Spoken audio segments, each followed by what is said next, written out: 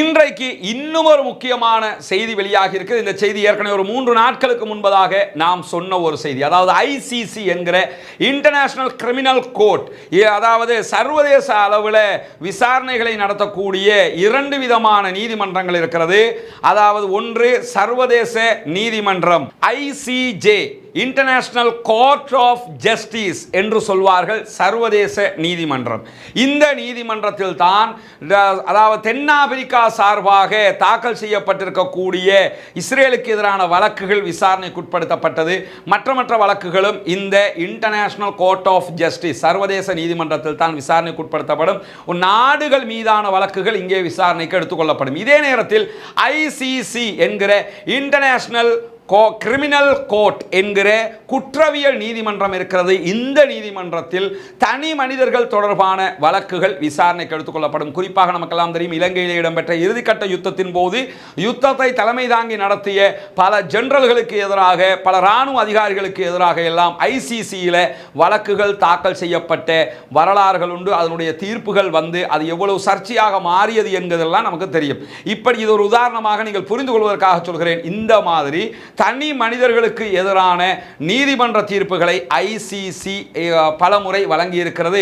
Even முன்னாள் ஜனாதிபதி quota அவர்கள் பாதுகாப்பு செயலாளராக இருக்கிற நேரத்தில் அவருக்கு எதிராகவும் சில தீர்ப்புகள் இப்படி வெளிவந்ததெல்லாம் வரலாறுகளில் நாம் தெரிந்திருக்கிறோம். இந்த மாதிரியான நிலையில தான் இன்டர்நேஷனல் கிரிமினல் கோர்ட்டினூடாக ஒரு தீர்ப்பு விரைவிலே வருவதற்கு இருக்கிறது. குறிப்பாக திங்கட்கிழமை அந்த தீர்ப்பு வெளியாகும் என்று இஸ்ரேல் பெரும் எதிர்பார்ப்போடு பதட்டத்தில் இருந்தது என்று இன்றைக்கு இஸ்ரேலி டைம்ஸ் உள்ளிட்ட பல பத்திரிகைகள் அந்த செய்திகளை விவரித்திருக்கின்றார்கள்.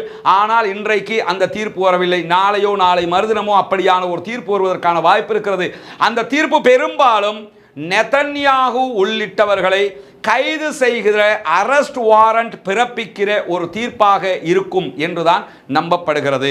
ஏனென்று சொன்னால் இந்த நெதன்யாகுவினுடைய கைது அரெஸ்ட் வாரண்டை பொறுத்தவரையில் இஸ்ரேலுடைய சேனல் 12 அதே போன்று எடியோத் அஹ்ரோனோத் போன்ற பத்திரிகைகளுடைய அறிக்கையின் பிரகாரம் பிரதமர் பெஞ்சமின் நெதன்யாகு உட்பட இஸ்ரேலுடைய முக்கிய இராணுவ அதிகாரிகள், வார் கேபினட்டினுடைய அமைச்சர்களுக்கு இந்த வாரண்ட் பிடிவாரண்ட் கொடுப்பதற்கான வாய்ப்பு இருக்கிறது என்று சொல்லப்படுகிறது.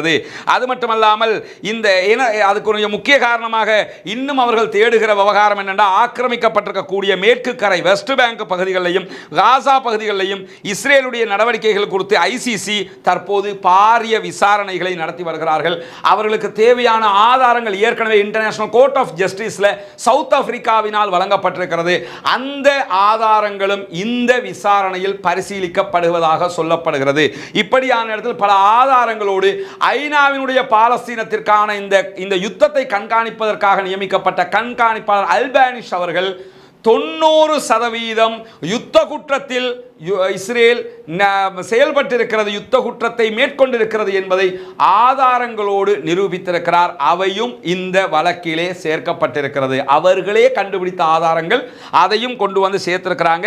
இந்த மாதிரி சேர்க்கப்பட்ட காரணத்தினால நெதன்யாகுவை தவிர இந்த நெதன்யாகு, அதே போன்று பாதுகாப்பு அமைச்சராக இருக்கிற யோ கேலண்ட், அதே போன்று இராணுவ தளபதி ஹேர்சி ஹலவி உள்ளிட்டோருக்கு எதிராக கைது வாரண்ட், அரெஸ்ட் வாரண்ட் பிறப்பிக்கப்படுவதற்கான வாய்ப்பு இருக்கிறது என்று சொல்லப்படுகிறது.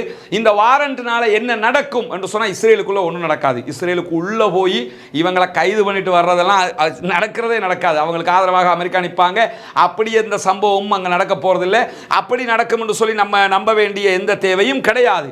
ஆனால் என்ன நடக்கலாம் என்று சொன்னால், சில தடைகள் அதாவது இவர்களுக்கு அரெஸ்ட் வாரண்ட் பிறப்பிச்சிட்டாங்கன்னா இவர்கள் சில நாடுகளுக்குள் நுழைய முடியாமல் போய்விடும். அப்படி நுழைவதற்கான இவர்களுக்கான விசாவை அந்த நாடுகள் வழங்காது. உதாரணமாக நம்ம நாட்டினுடைய முன்னாள் ஜனாதிபதிகளான கோட்டாபய ராஜபக்ஷ, அதே போன்று மஹிந்த ராஜபக்ஷ ஆகியோர் மீது இப்படியான தடைகள் விதிக்கப்பட்டு சில நாடுகள் அவர்களுக்கான விசா கொடுக்காமல் இருந்த வரலாறுகள் எல்லாம் இருக்கிறது.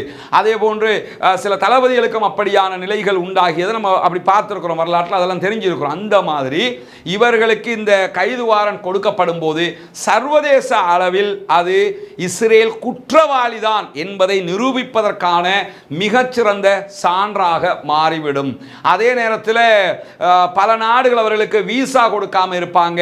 அதை மீறி அவங்க போகணும்னு போனால் கூட அந்த நாடுகள் நினைச்சா அவங்களை கைது பண்ண முடியும். கைது பண்ணி அவர்கள் சர்வதேச நீதிமன்றத்திற்கு ஒப்படைக்க முடியும். இப்படியான வேலைகள் தான் செய்ய முடியுமானா, அதாவது இஸ்ரேலுடைய பிரதமரை எந்த நாடு கைது பண்ணுவான்ங்கிற ஒரு கேள்வி இருக்குது. அரபு நாடே பண்ண மாட்டான், வேற ஏதாவது நாடுகள் பண்ணுவாங்களா?